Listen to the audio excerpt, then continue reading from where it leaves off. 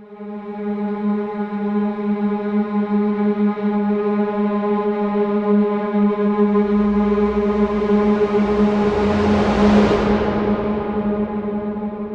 I'm looking through all the comics that I stuffed in my backpack. I got Batman. Batman might be able to help us defuse something. Is that something that you think will work? Listen, we have 10,000 hours of entertainment. There's got to be something that'll help us. Yeah. Can we find just a MacGyver as a Can I guidebook? read one? Yeah, sure. I pass you. They live. I thought your signature item was gonna be a comic. I know. I thought that was No. going to be your signature item for a second too, but then I remembered. No, so to explain a little bit, because I don't think we're gonna get into a context at any point, but so I based the character off of Zoe from Left 4 Dead, and Zoe, her whole thing is that the reason that she's so good at surviving the apocalypse is that she based all of her knowledge off horror movies, because that was like what her and her dad loved watching. So like when she watched all the zombie movies, she like had a good idea of like what strategies to and to not do in a zombie apocalypse, and that's why she's so good at it. So this is kind of like a flip of that, but he's an incredibly big fanboy who really likes all these pieces of media. So he looks like, so he has the glasses from They Live. He has the hair of the guy from Lost Boys. He looks like what is it? He's the yellow gloves he wears are a reference to Steve Harrington from Stranger Things. Oh, wow. The coat is like a double reference. That one is The Thing, and then what was the other one? Oh no, I forgot the other one. But yeah, so we'll just go with that one for now. Let's go with the Maverick. Yeah. So what was it? And then the last one is the baseball bat is like a mixture between Negan and then what is it? Steve Harrington also used like a spiked baseball bat in Stranger Things. Yeah. So he's literally just a fanboy. Nerd. He's a fanboy who based all of his like who got into the military for an exciting life and based all of his like life knowledge off of horror movies and stuff. That's amazing. Yeah.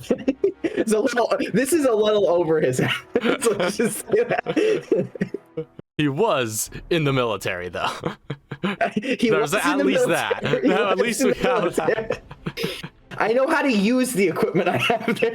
For sure. Not at a complete loss. No. Don't listen, have some confidence, all right? I will get you out of here. I was sent on this mission because I'm good at my job, remember? He's a professional fanboy. I'm a professional horror fanboy, that's right. I'm about to get paid $500 million for saving your ass.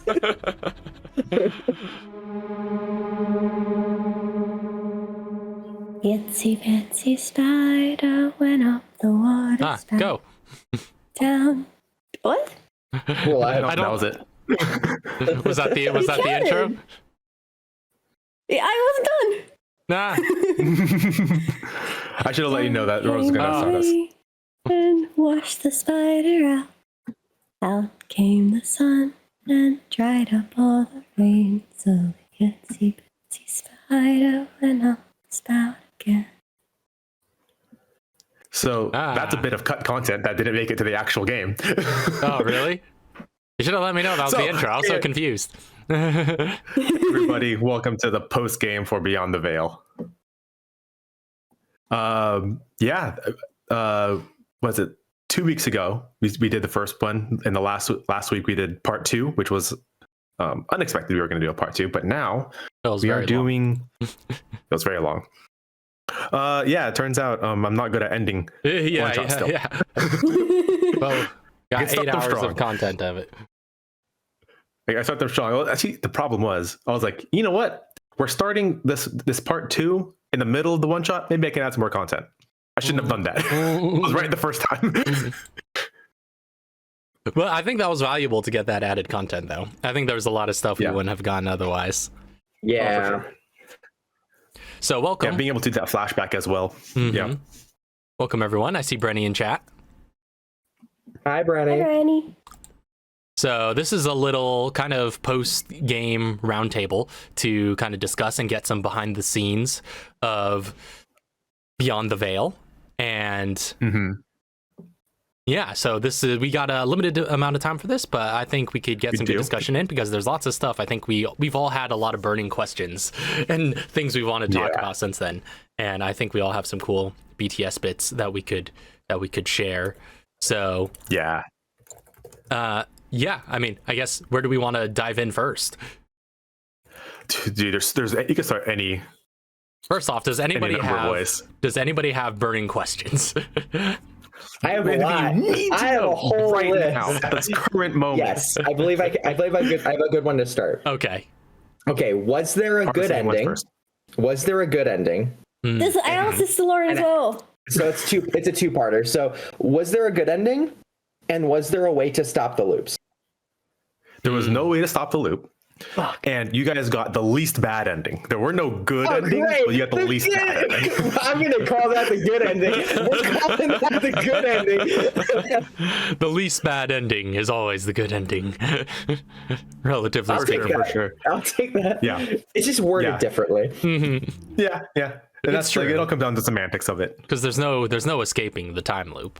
Evidently. Which I suspected that because I thought when we got to the end, I thought you'd like closed out the one shot entirely. So we all started talking like it was over, and then we gave our kind of expectations, and then mine was actually turned out to be true. But I kind of suspected that because you're going into all this detail, and there was the fact that I noticed on the time loops, the trigger for the loop was always our death. Right, regardless of what happened to the ship, it was always our deaths. And so I knew, like I had a feeling, I had the sneaking suspicion that even if we escape that moment of doom, that it will keep going until our deaths and then loop. Yeah. Yeah. I didn't want that to be the answer. I was hoping the FTL drive was what was killing us. You're ready to believe. To happen over. Yeah, right. Yeah. Yeah. I mean, as far as you know, it was something related to the warp drive. The warp drive malfunction on the way out. Yeah. So can we talk about that? Like, or is that something you're comfortable revealing of what was actually happening? Because the thesis that we seem to get, at least from exposition, is that the warp drive malfunctioned when we kicked it into overdrive, basically, and that opened up some sort of rift, call it a black hole, call it a wormhole, whatever it might have been. It opened up some sort of anomaly, I think is how it was referred to in the session, and the anomaly did something to the fabric of our beings that caused us to loop in time. That's the general. Is that a good, fair summary of, I guess, what we learned within the sessions? Basically, more or less. There is a small detail in that. I hope I got this across correctly, because there was a small detail that you guys start with, and I kept like messing this up because like Freudian in my head, I was like, you guys have a warp drive, but no, you had an FTL drive. So an FTL drive is different from a warp drive in that an FTL is just faster than light travel. It's a conventional engine in the sense that you have to travel through space from one point to another. You're just doing that faster than light speeds. There is an explanation in the book for how that works, and it's a current like modern proposed way to travel faster than light, which is basically instead of accelerating to faster than light speeds, it's hard to explain. You bunch up space in front of you, and you expand space behind you, so that you're basically riding this slope of space-time, and that you're not traveling faster. You're just moving. You're not traveling faster than the speed of light. The speed of light at your relative speed is like you're not traveling faster, but you're moving through space at a speed that would be observed to be faster than light because of how space-time works. You're getting sucked through like this tunnel, right? But it's not. But you're not actually traveling faster than light. So that's what current FTL technology allows you to do: is move from point A to point B, like in the alien universe. Yeah, in the alien universe, you're traveling from point A to point B at faster than light speeds, which is why it took like 3,000 years to get to the edge of the Milky Way. it was a real calculation, by the way. I was trying to figure. I was like, how long would it take them to travel from this point where you are in the Milky Way to this point? I was like, that's a really long time. That's a really long time. Look at that, Charlotte. The DM was doing math too. Yay, immersion. Oh. But there was the little bit where Charlotte had instructions uploaded to her before she went on board to the ship, and they were activated the moment everybody went into cryosleep. And she doesn't remember any of this, but she deconstructed the warp drive. So when I was saying like she was upgrading the drive over the course of years, she wasn't. She deconstructed the previous FTL drive and then reconstructed an entirely new warp technology drive, which is brand new, has never been seen before, which was created by, as you guys find out later, the AI minds of like Father and Julian.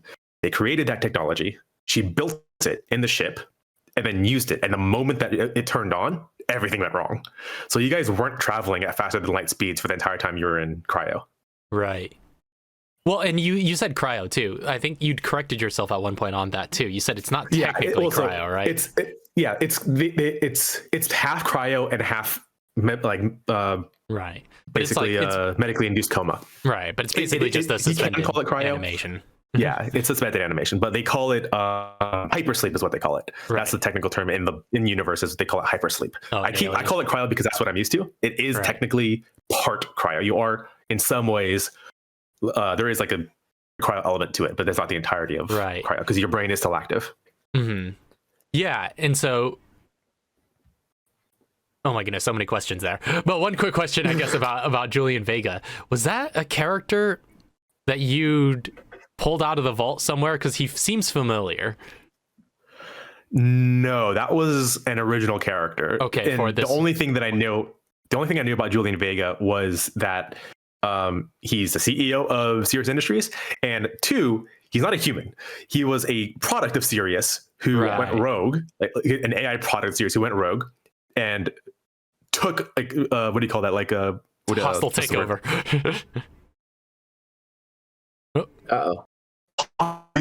Took over.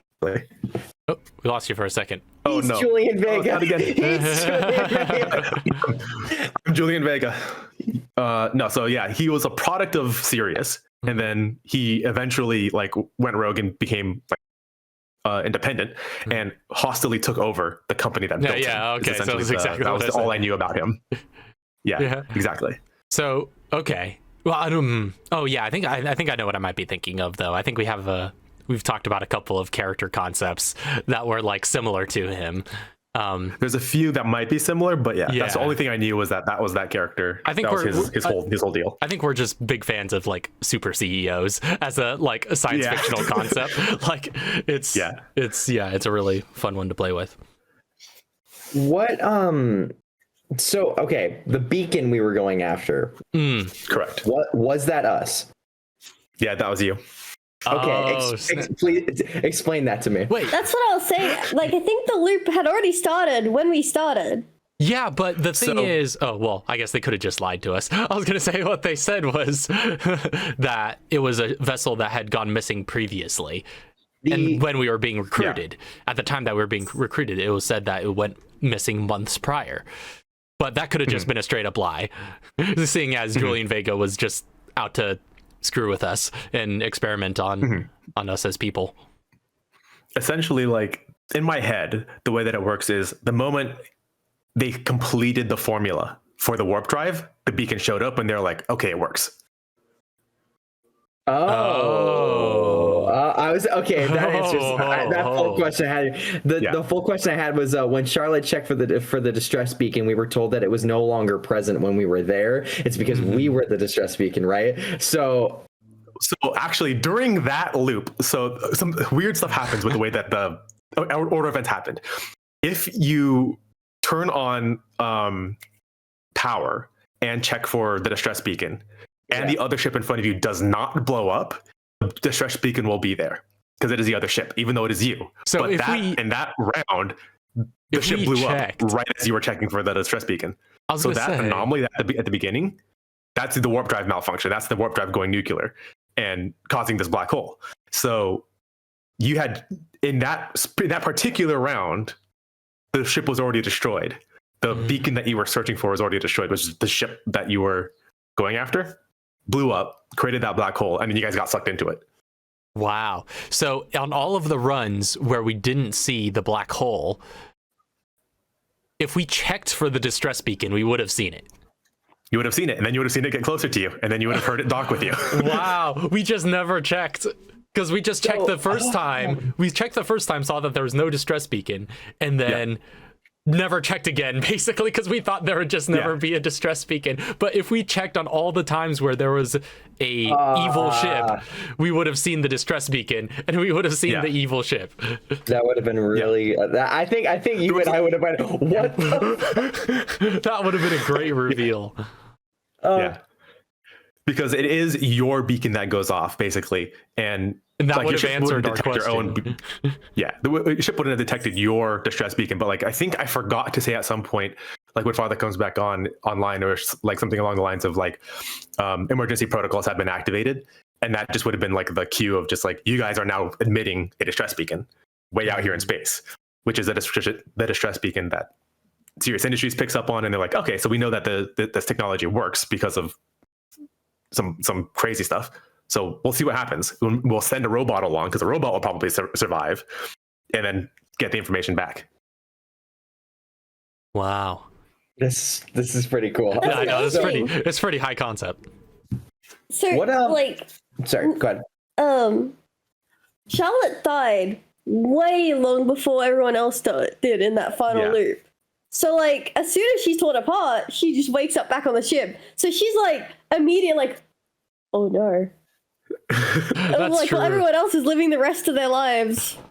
So well, she would have been dead, right? And then as soon as the last person died, that's when it would have reset, right? So it would have felt like instantaneous.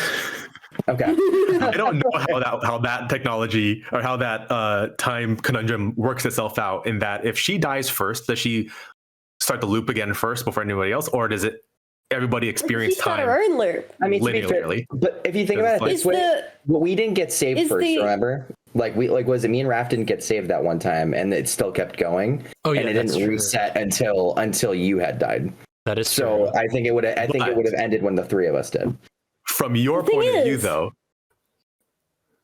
is the Charlotte and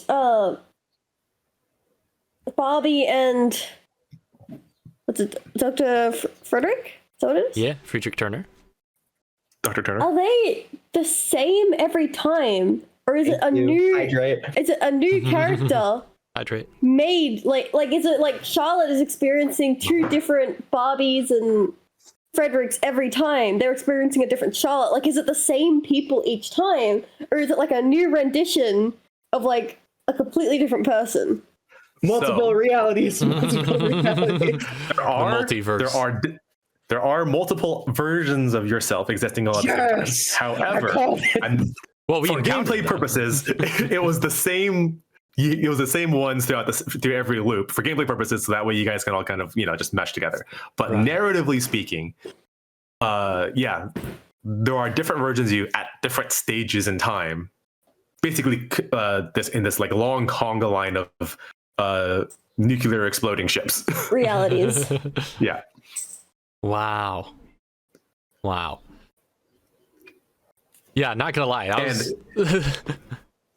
There was something that I wanted to do at the end of the last session. At the very end, there was a little bit of like narration that I wanted to do that I was like, I don't want to open that up because we've already gone long, but there's a bit of like detail that I wanted to add where as soon as you guys wake up from your last sleep, you lived out your entire lives, right?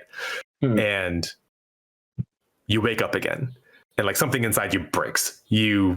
That's like the moment. It's like we lived in another like 50 years. And now you're back again, 50 years younger, or however many years younger that you are.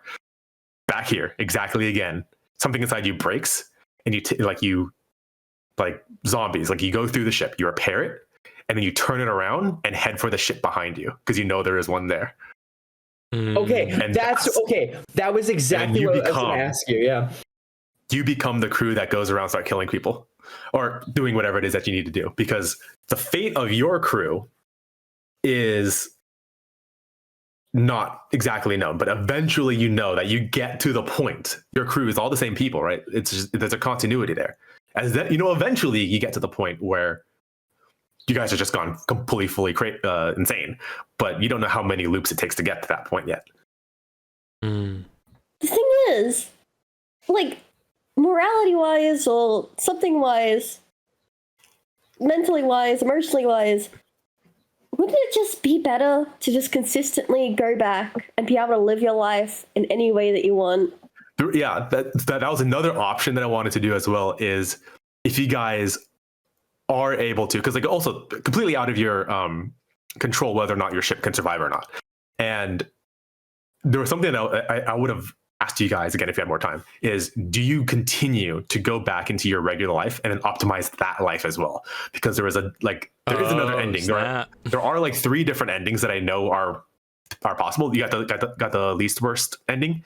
There are 2 other endings that are there's like versions of them, but the 3 main endings, I guess I can go into those right now, is one. Actually, before I get to the endings, we should talk about something more important, which is the theme, the story of this one shot. Right. Because the 3 endings are based on the theme.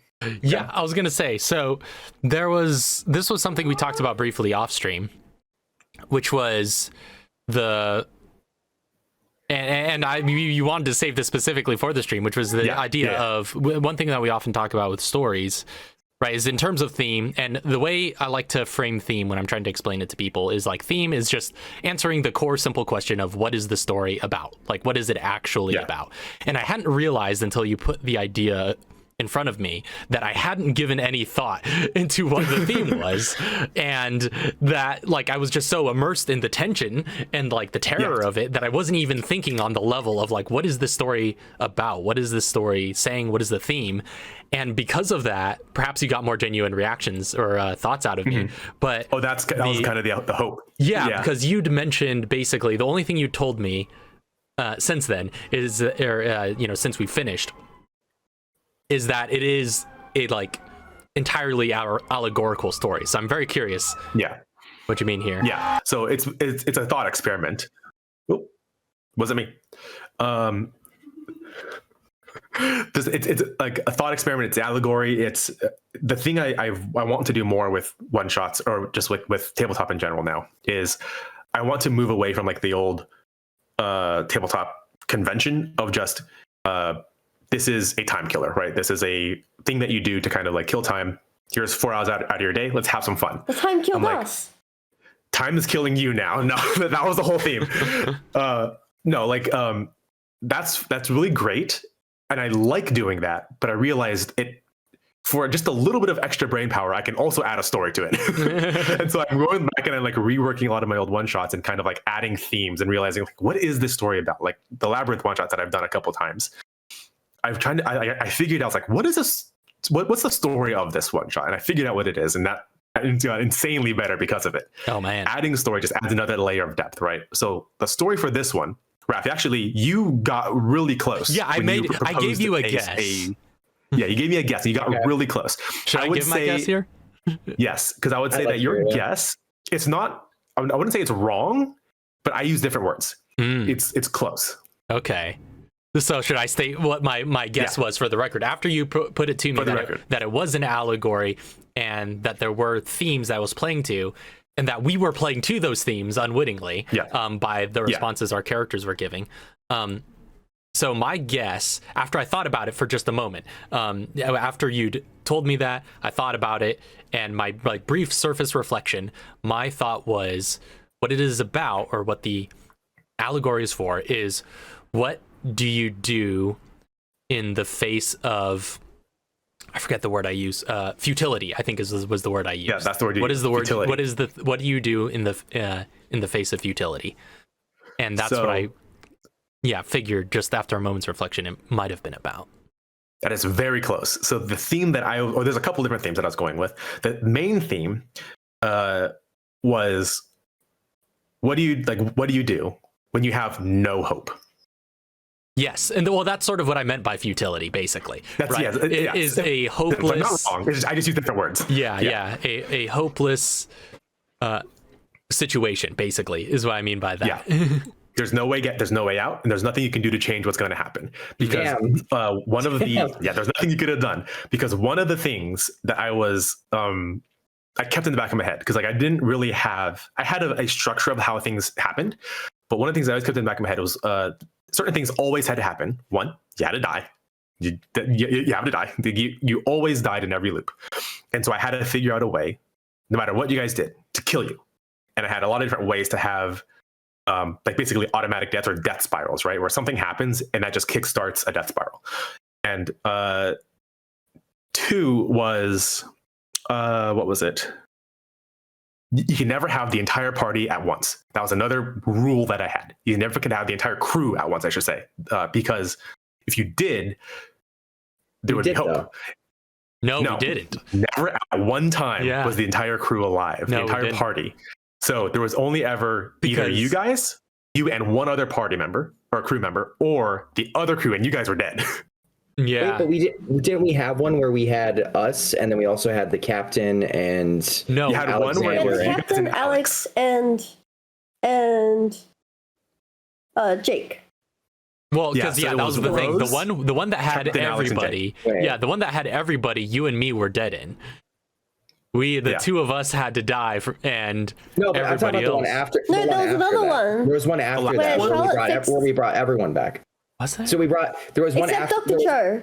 There was one right. Oh, sorry. Yeah. Wait. No. I thought we brought. No. Dr. Yeah, Cho we were back. still missing somebody on the last one. No, the last one you only had Alexander with you guys. Right. So it was the one before that. It was one where Charlotte was alone, right? So it was Charlotte and then the rest of the crew. Then the one after that, we got brought back, but we also had the captain, Alexander. Forgetting. It was Jake or Cho. I don't remember which it was. Okay, I thought it was all of them, but I could be wrong on that. There was never, at least it shouldn't have been, a time when you had the entire party or the entire crew, every single crew member around, because every crew member had a key piece of a puzzle that you guys needed to solve. So Alex was needed to his father. Charles would be needed if you wanted to. You guys never did this. You guys I don't even think it occurred to you guys to try this. Pop it in reverse. Pop it in reverse. Charles, you could have docked with another ship, and you guys would have been able to. You would have been the ones to go onto another ship and be the invaders. So if a ship, like if you guys took too long enough, a ship would approach you. But you guys never. I don't think it occurred to you to turn on the power, get the ship back online, and then like explore, like drive the ship forward or backwards and see what was there. And you would have found another ship, and you would have been able to dock with it, which would have unleashed some really interesting stuff going on, because no matter what would have happened, like whatever loop that you were on, whatever ship that you went on would have just been like, if you decided to board yourself, it would have been just a bloodbath of people on board just like slaughtering each other. And then you would have found the versions of yourselves in your particular rooms, and you basically would have watched as you guys killed yourself. And that would have instantly just, thrown you guys to panic and lots of stress. And that would have been like one of the later loops that you guys would have encountered, was like after thousands, millions of loops of you guys just completely letting yourself go and just decorating the halls with bodies. Wow.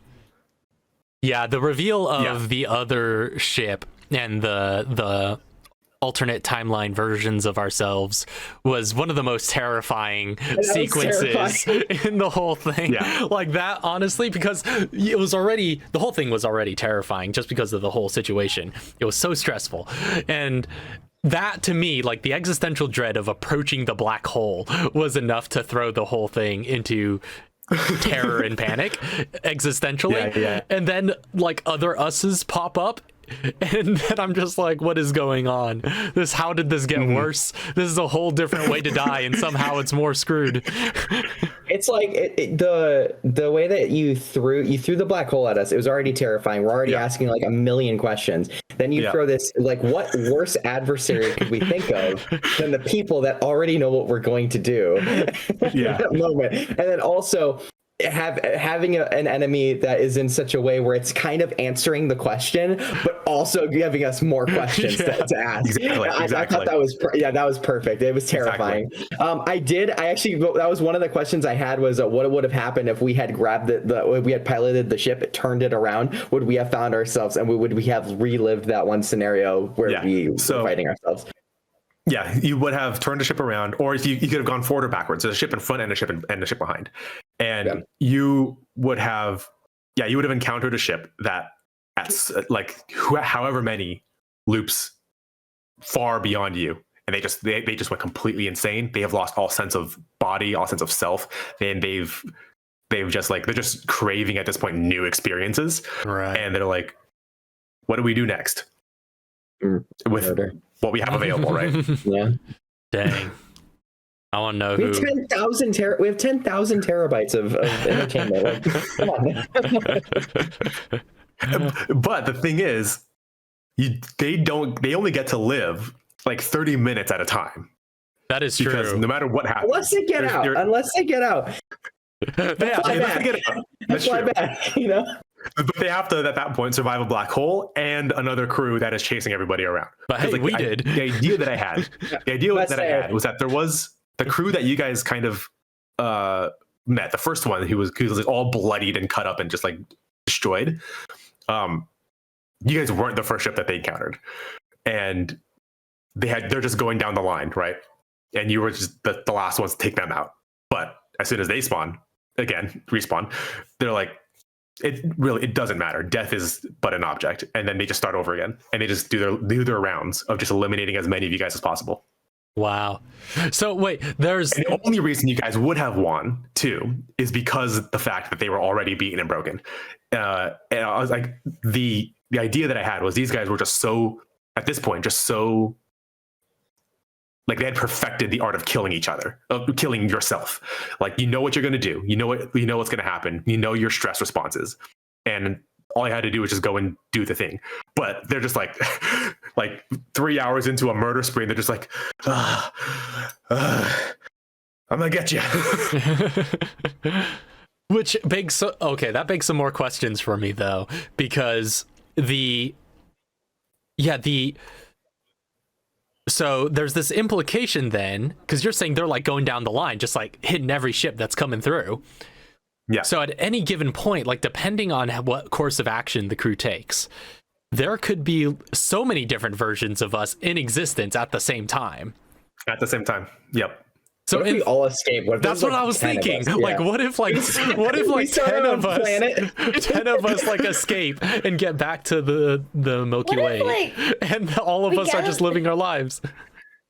Wait, oh my gosh, wait, okay, I have a question. Okay, you might not be able to process the answer yet. What if we all drove away, right? What if a bunch of us just got away from there, we started a planet, and then there's someone on that planet's job is to go there and tell them about this planet, and then we just keep getting everyone. We populate it, and then technically it never resets because everyone started it together. So, like, what would happen there? The population is literally... What if everyone went back to the Cirrus? That's what I'm wondering. Take over the company. So the thing is, every time one of you gets back, it starts a new timeline, right? So you could go back every single time and go back to Sirius, but every time you go back, because you had gone back in time, that's the first time Sirius would have heard that you had come back, right? No matter how many times you do that it would have been your first time. Wait, because we had the second Charlotte on our ship when we went back. You did, which they were only mildly surprised at. Yeah. Wait, but that's the thing. It would be the first time, but like I said, there's more than one of us that exist at the same time. So what if you all go just back? go there? Yeah, so the ship ahead and ship back and us all went back. If you guys go back and you get as many of you guys there as possible, you die and you reset and you go back, you would reset back to the point before you guys started the planet. Fuck. Damn it. Yeah. Be fun though. It'd be a fun party. Yeah, that's true. It'd be a good party for a little bit. But yeah. If you get like 20 versions of yourself, we all sit down and watch a nice movie. But that's the thing. Whoever starts the endeavor is really the one who has the best time, because they're like old, and you got a bunch of younger versions of yourself. You're just back when I was your age. Yeah, no, did exactly what you did. What's I don't know, personally, like, I don't think it, as much as like it's pointless, at the same time, it's not living out the next like 30, 40, 50 years. In 50 years is a long time. Like you really gotta you really gotta do it a lot in order to really not run out of ideas. Like I feel like there's definitely versions of you guys who 50 years, like, or 50 loops, 1,000 loops down the line, who are just like, I'm tired of killing myself. I'm gonna go back to the rest of the Milky Way, go back there, and just see how many people I can kill there. Yeah. And then just like, there are definitely versions of yourself that have become like serial killers, or just like total, like, or also with Barby, who became like a kind of like a detective spy for like against Sirius. You would have done that. You could have done that theoretically so many times at this point, where you know exactly how to like take Sirius down and do everything you need to do. But it doesn't count. Again, part of the hopelessness of it, right, is every time you do, you'll die, and if you get sent back, Sirius is right back doing exactly what they're doing again, and nothing changed. And the thing is, eventually that would just like break you guys down. Like your characters would just cease to have any. Yeah, you'd cease to have any like concept of a future. Basically. Wow. That is depressing. That is like depressing. No wonder we went crazy. Combined with the actual physical trauma that you guys are experiencing on board the ship, right? Of actually waking up from death every single time. Like, there's just nothing you guys could do to get out of the psychosis. Wow. Yeah. Because it's the death that resets you, and so you have to experience the death every time. That's and it just gets worse and worse and worse. So, like, if we had gotten all the funding, we went through every single scenario, we had gotten every single timeline, we came up with every possible solution in Turner's lab as to why this possibly could be reversed. Nothing. There would just be no. What if your buddy gets put into cryosleep? You're not dying, and you're not alive. That would be either. interesting. Because eventually that body would experience the heat death of the universe if it was kept in the lab long enough. And it will reset. In like billions of years. Yeah. Thousands of billions of millions of years later, the universe just like implodes on itself and the Big Bang happens again. And you're just like... Well, technically, that's like the peaceful way out. Yeah, that is. You head back to Sirius, you do whatever you want, and then you ask to have your body put into permanent cryosleep. Yeah, that's the pacifist route. But you wouldn't experience any of that. So from the moment you went into cryosleep, you'd wake up immediately. That's true. Because you wouldn't experience. So you didn't die. No, but eventually you would if the universe dies. If the universe goes completely, eventually everything it's like, dies. in a way, it's like simulating, like, I don't know. There is no way out. We can't game this one. So yeah, one of the sub themes of the story is like death comes for you all. There is no escaping death, right? It's no matter what you do, you will always die. And the dragon.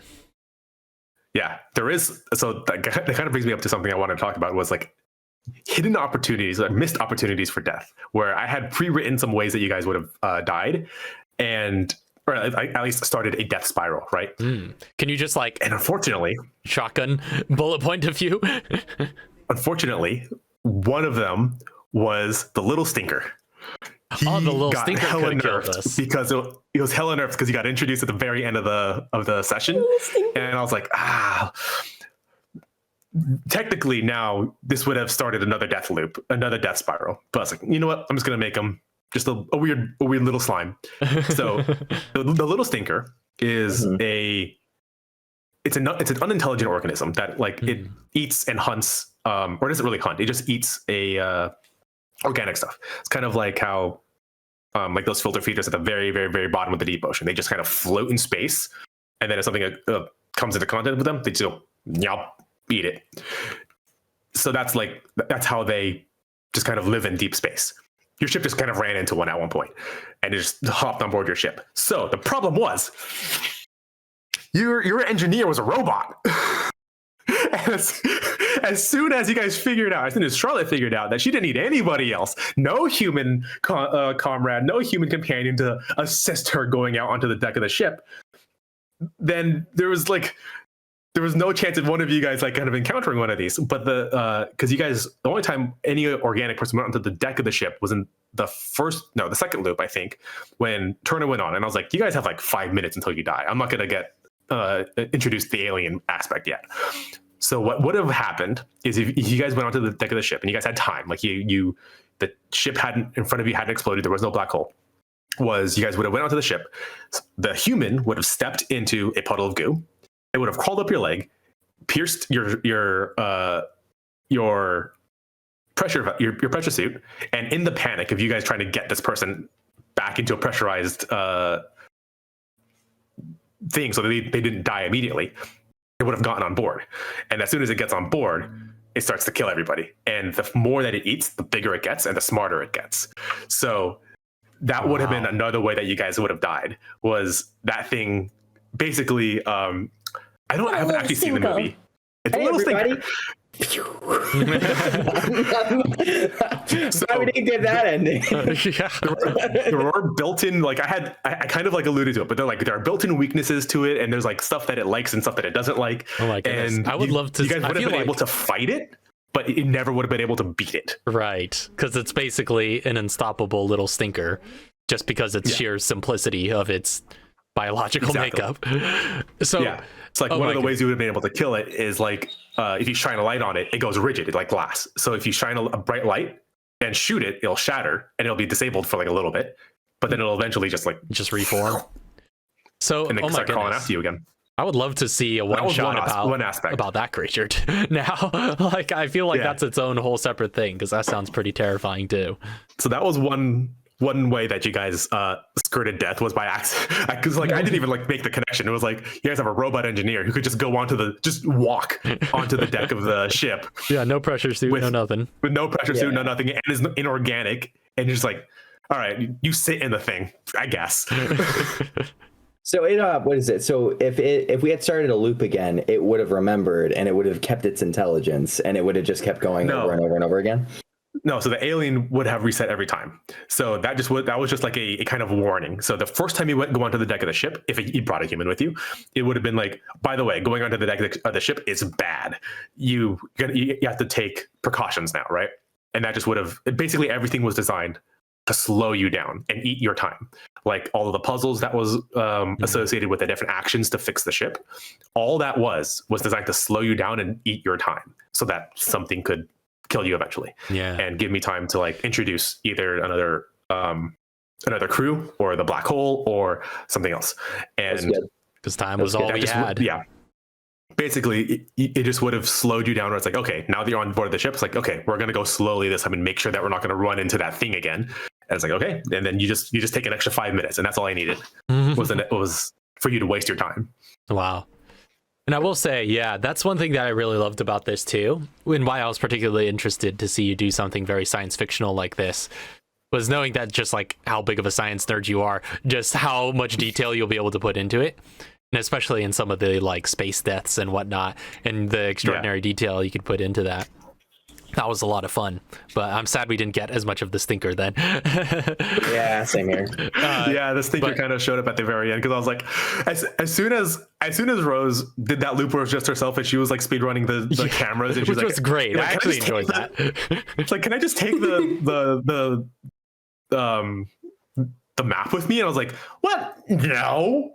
Oh, you can. Oh, no. Oh, you need somebody. I was a little stinker all along. Charlotte was a little stinker. Charlotte was the stinker. That was an aspect of Charlotte. So the song that she was singing at the beginning, the Itsy Bitsy Spider, that was another death that was cut out.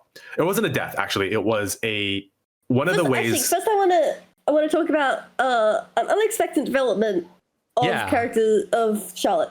Yeah, let's talk about character in general. I started. Well, originally I was going to play an android medic.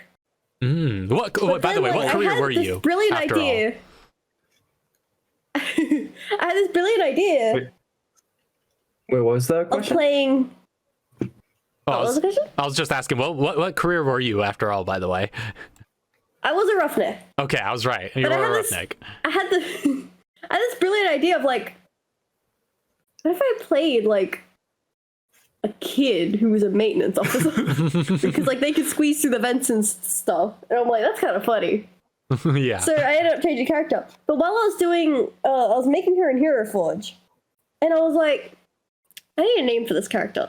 And for some reason, like, there was one name that kept repeating in my head over and Charlotte's over. Web. And it was Charlotte. Web. Yeah. And later I realized, she's a little spider. Oh. Charlotte the Spider. It wasn't intentional at all. But I realized it after I gave her the name. And I was like, oh, wow. That's really good.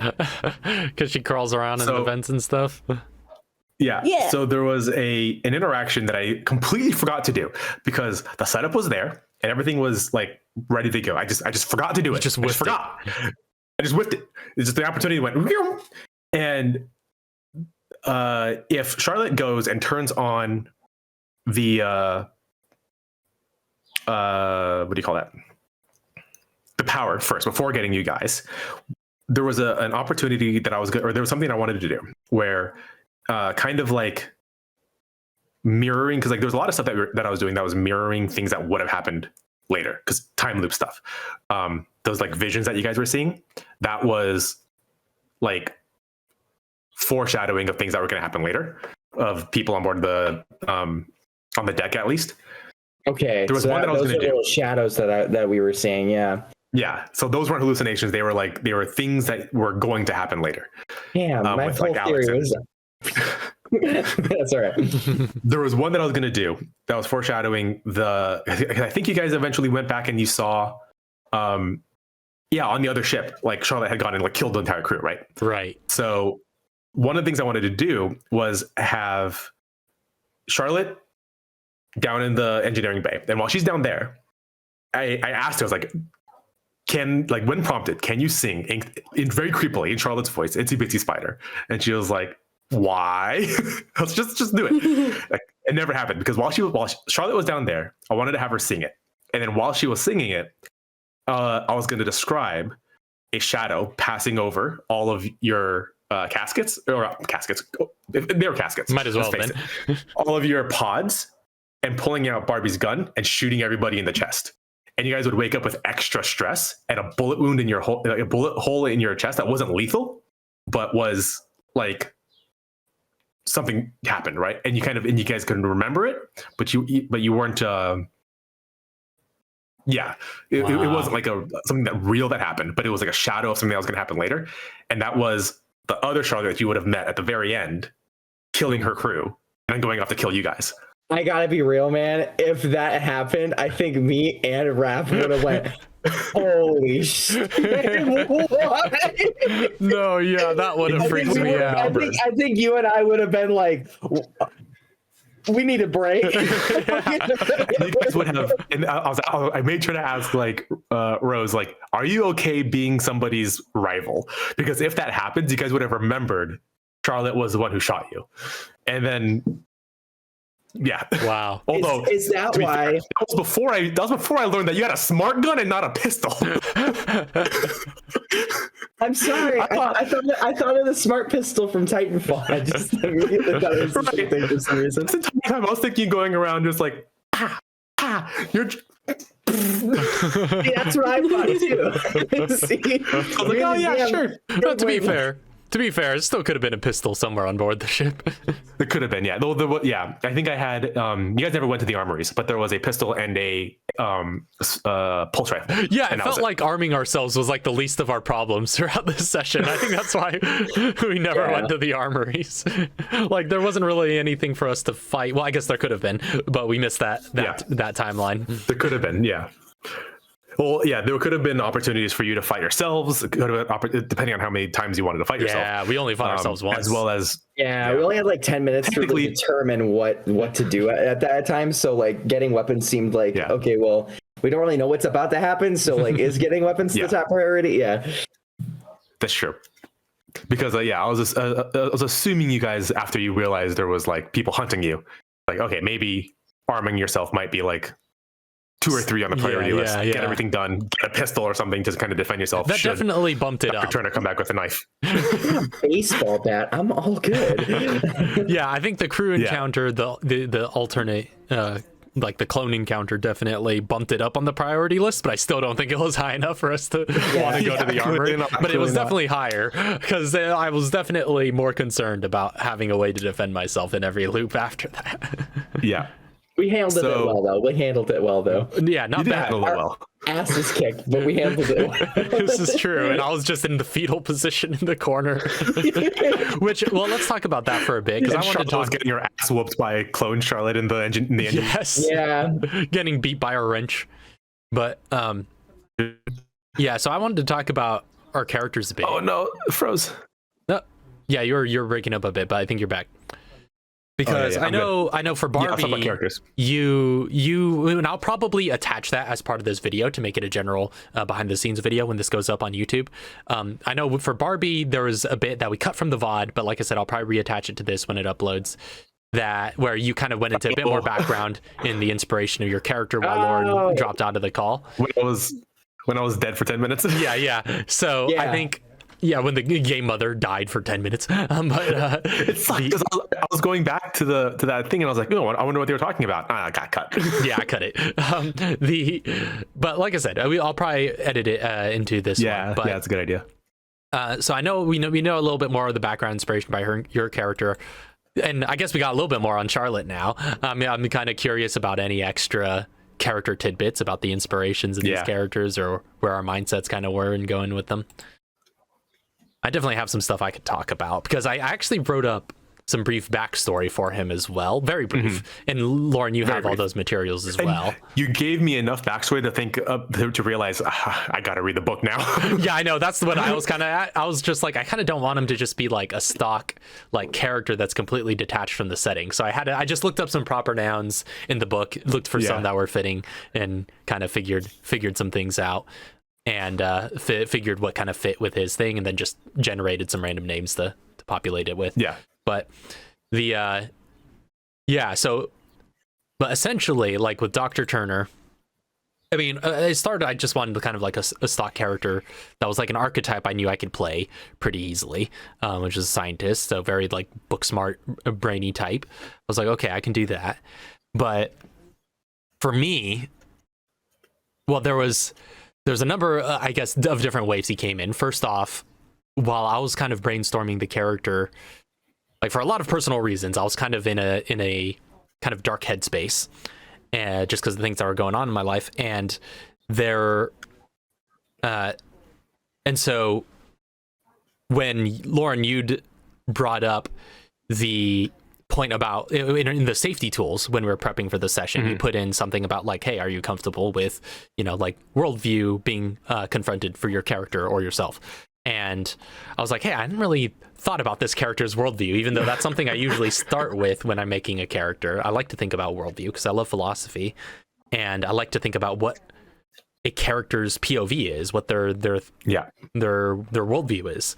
And so I began thinking about that for that character during like a very dark period. And this character was kind of ended up, as I began brainstorming his backstory, I began realizing that, or it was during this very dark period, and it was kind of ended up being like there's this thing that Johnny Young Bosch talked about. I'm not sure if you saw the interview he did with Eric Jacobus in Action Talks, but he talked about like one role did, he described as kind of like almost like a suicide role, like basically like he was in a like dark headspace and he went into a role just like wanting to basically like throw himself at the wall and kind of do everything, so he took like fights, falls, car hits, basically everything that he could think to do, because he was just like just in that kind of a space. And so that was kind of this character for me.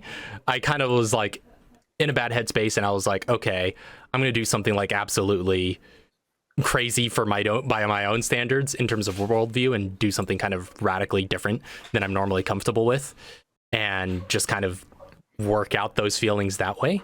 And so I kind of settled on like a very like atheistic nihilist character.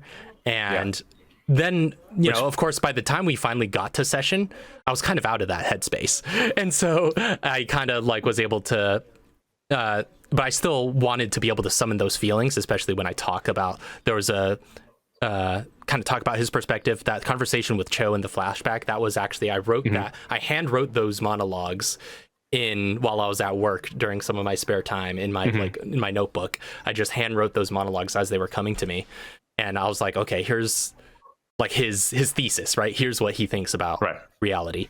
And I didn't realize even what the allegory was and how like this was going to kind of play to that POV, but it ended up being an interesting challenge for me to try and expand my horizons and try to compassionately and empathetically portray a character whose worldview I fundamentally disagree with.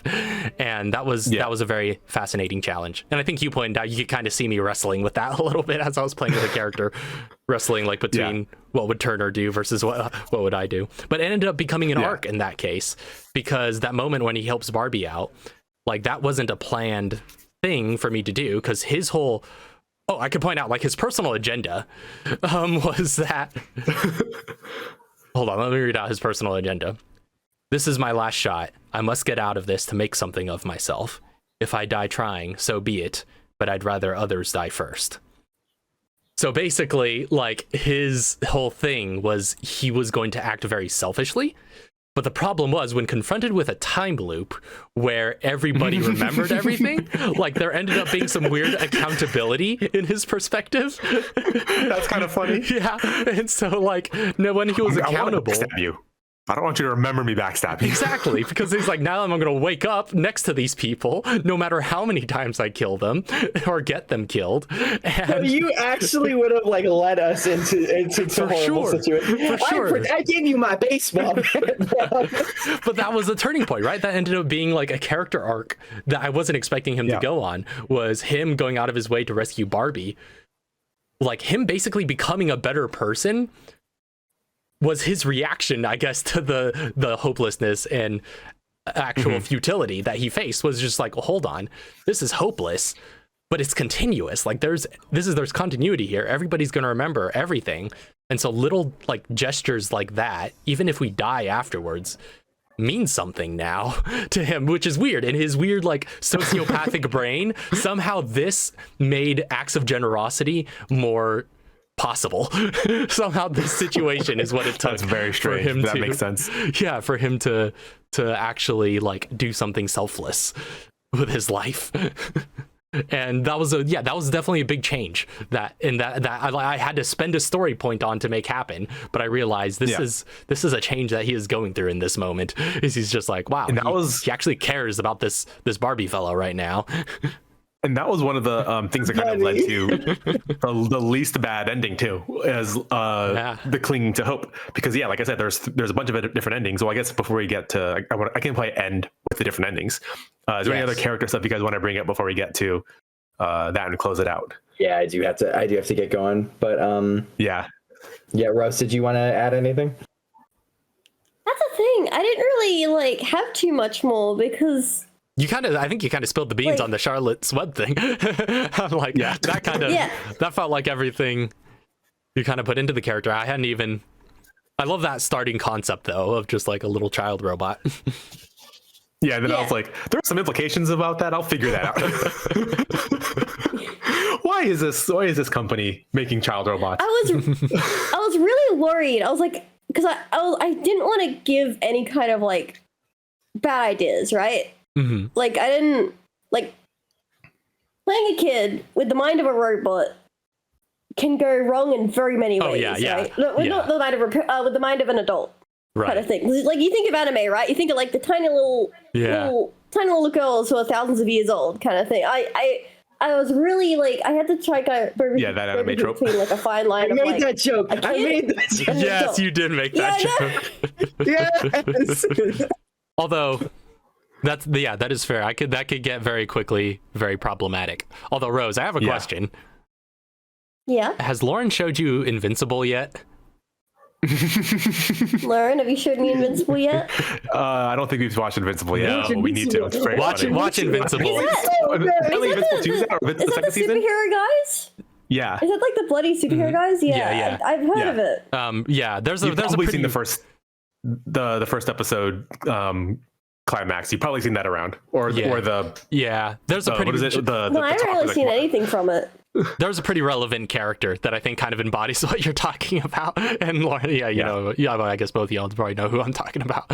There's definitely a character that plays to that concept. She's a little monster. So what are the endings? Hit us. So the endings were cling to hope. That's the ending you got. And so at the very end, there was any number of ways you guys could have gone, because Charlotte was going down the no hope ending, which she kind of like went on her own and kind of sat on the deck of the ship and just kind of like everybody died. I was intending you guys to like die that route. Like I was intending that to just be a Charlotte route where she's just on the ship until the ship explodes or whatever. But you guys ended up coming out. I'm like, okay, this works too. No, that was the one where that was the one it was where just you and the other crew. Died, yeah. It was just you and it was everybody but Barbie. Everybody but the main and Turner. No, I mean like the route where she was sitting on the ship was where she got up and just went straight to the ship, like to the deck. I was intending I was intending everyone else to die in the cryo chambers.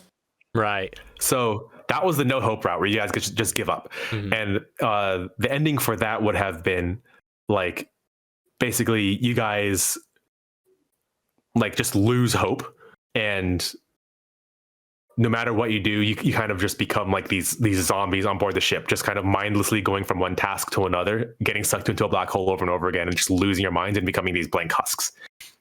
The third route, the third ending, was an ending that nobody kind of went down. And it was interesting because I don't think it ever like even occurred to you guys that you could have done this, which was like go and seek out the other ships, right? Because the third ending was to embrace the time loop and take advantage of it, and then just do anything you wanted to do, and just become that lawless. Would have been become lawless. So like, okay, we know we need to fix the ship, so we know how to turn the engine on. Once we have the engine on, then you can just pilot it and go do whatever you wanted to do, and just like become these crazy like marauders basically. And once that happened, if you guys like made that decision at the very end, I was going to have, depending on who won out the argument of whether you guys were going to go home and take the warp drive back, or you're going to like let the loop happen again and let that start over again. I was going to say that's the closest you guys would have gotten to just like kind of optimizing the loop. And then if that would have happened, if Barbie was like, oh yeah, like we're going to die anyways, we'll just start again. And then we'll just like keep running the numbers until we get a good loop. I would have narrated that you guys would have just started the loop, ran the numbers until you got the perfect conditions of whatever you wanted. Everything went right. And then eventually, whether you do end up getting home, I would have narrated that you die, you come back again, and you're like, okay, let's try again. And you try over and over and over again until you guys become like this, this like lawless, like it doesn't matter what we do. It's the end that matters, right? Like we can die as many times as we want. This ending wasn't good. We'll just kill ourselves and just off yourselves and can do anything to get that loop going. And you would have gone, the route of like just embracing the loop and becoming the people eventually who's going around killing everybody else, of just losing your mind and saying like, you are in our way. We're trying to get this done. And your life doesn't matter. It's okay. You will come back. This is for your own good. Yeah. Kind of stuff. Wow. I feel like there's a possibility we might have gone that route of going, hey, you know what? Let's just go like take advantage of this and have a great time. Want to go see Mars? Like, let's live there for like 60 years. Why not? Right? Like, yeah. I figure that and I think more the Marauder route would probably. I think Dr. Turner would have been in danger, or at least tempted by that route where he left to his own devices. But because of the shared experiences of the crew, again, it kind of changed him. Yeah, at the very end, like you guys didn't like choose, like you guys didn't do very many other things that were like required for you to go down that route, like seeking out the other ship and or like an option was a very real option was you guys could have like killed yourselves in a bad loop just to get it over with and get into the next one as soon as possible, right? And just like done a suicide pact, like that was an option. If you guys started going down that route, it would have gone the way of the optimizing and taking advantage of the loop ending, which was the worst ending, because you guys would become the bad guys of the story. You guys become the people who are the ones on board the ship killing everybody. And wow. All right. Well, yeah. So you guys got the least bad ending, which was that you still clung to hope, and you went out and you lived your life at least once to the happiest that it could have been. And I kind of like tried to narrate what's the best case solution for you guys in your post warp experience. Right. So, well, that was a ton of fun, and great storyline and in general. So, yeah, was there a third ending? That was the third ending. It was basically become mindless husks of just people. You just give up and you just sit back and let it happen. You go forward and you take advantage of the loop, and you optimized every second.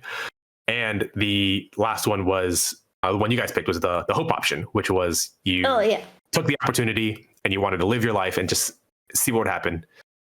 And you got the best. You have to live at least one time the best version of your life, and then you start over again. Before I have to go, because I have to go like right after you answer this. One more question I have to know. What?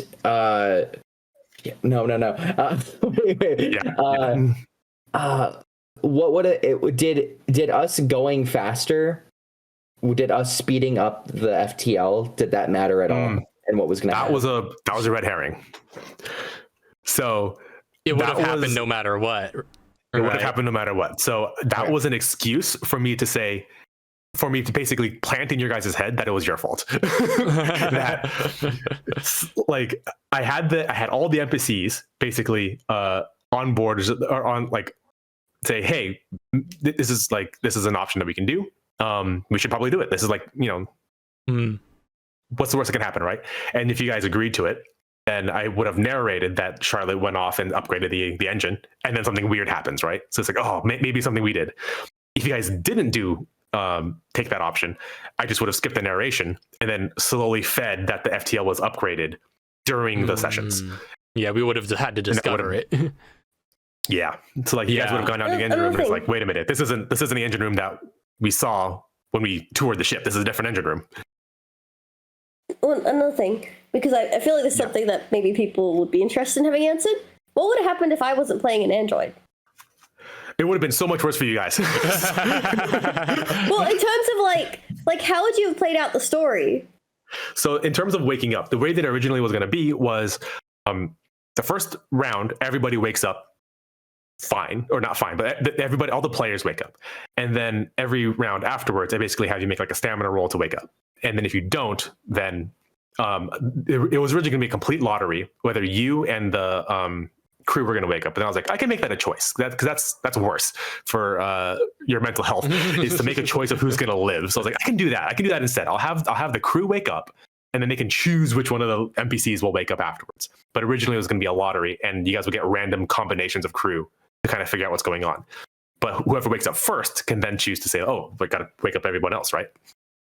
But right. Sorry, real quick, I do gotta get going, but please, I would love to. I will watch the video recap later. So if you guys want to keep asking questions, please, because I will. No. I think that's a good place to close it out with the endings. Because we need to cut this short anyhow. But thank you all very much for watching, and this was definitely a fun session to play with y'all. So this was a crazy session. Like there was so much stuff that could have happened that you guys had to like completely bypass as well. Sure. Like just But until next time, we'll see y'all later. Peace. Squared. Have a good night. God bless. Good night, sweet dreams, all the good things.